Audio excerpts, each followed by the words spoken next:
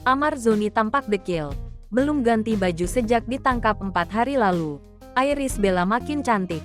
Amar Zoni terlihat dekil saat dihadirkan Polres Metro Jakarta Barat dalam rilis kasus kepemilikan dan penyalahgunaan narkoba yang menjeratnya.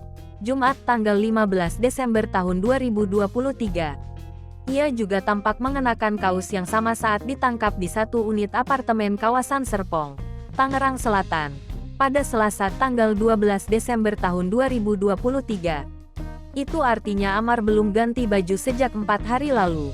Rambut suami Iris Bella itu acak-acakan. Kulit wajahnya berminyak dan kusam seperti belum mandi.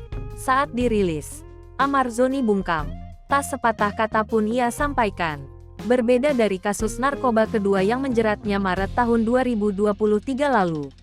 Kala itu, ia masih menyampaikan rasa penyesalan mendalam dan ucapan maaf kepada istri, anak, keluarga besar, serta masyarakat Indonesia karena tak memberi contoh yang baik selaku publik figur. Ia juga mengimbau siapapun untuk tidak meniru perbuatannya. Berbeda dengan Iris Bella yang kian bersinar meski rumah tangganya dilanda prahara. Netizen yang mampir di kolom komentar postingan Iris Bella menyebut istri Amar Zoni terlihat cantik dan mempesona.